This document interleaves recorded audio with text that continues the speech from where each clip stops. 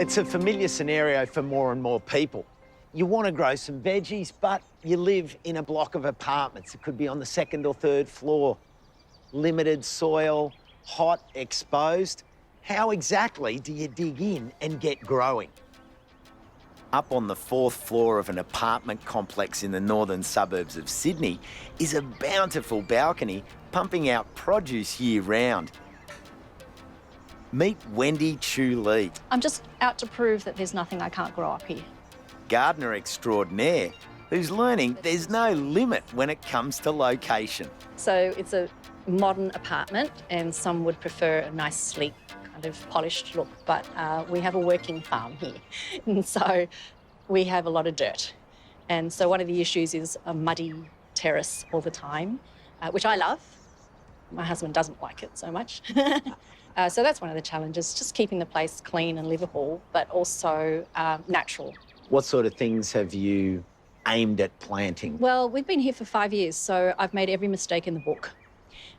From planting too many things, having gone to the garden centre and bought everything visible, to planting for the wrong season, planting the wrong type of plant for this situation, keeping in mind that it's a containered garden, so space is at a premium.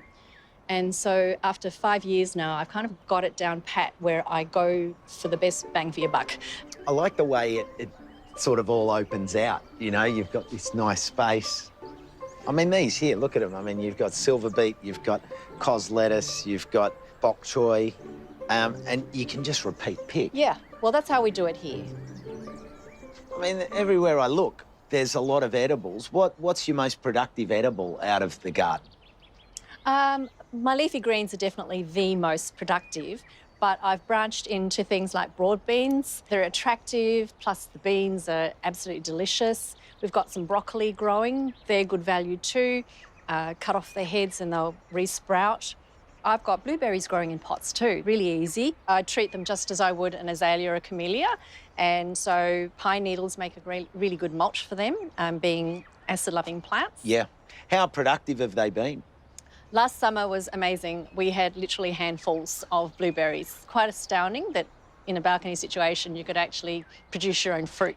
How do you look after your soil in all your containers? Well, I learnt very early on that soil is everything. So I started composting, which is very possible on a balcony.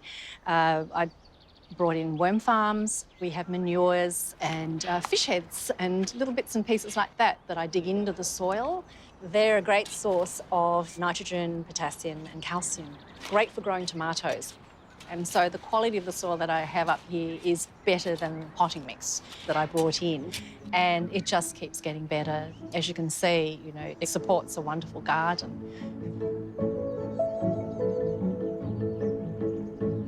So, Costa, this is my workspace, and this is my homemade compost bin here. It's just a garbage bin with holes drilled in the side for aeration. Yep. And what I put in there is leaf litter that I find on the balcony or, you know, scrounge around from downstairs.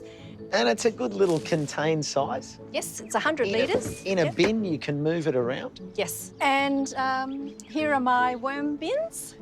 What's your process with your worm farming? Well, it literally comes out of the kitchen, so we just have a bag of scraps. All my kitchen scraps go into the bins, and a little scoop of lime. That'll stop the bin from getting smelly.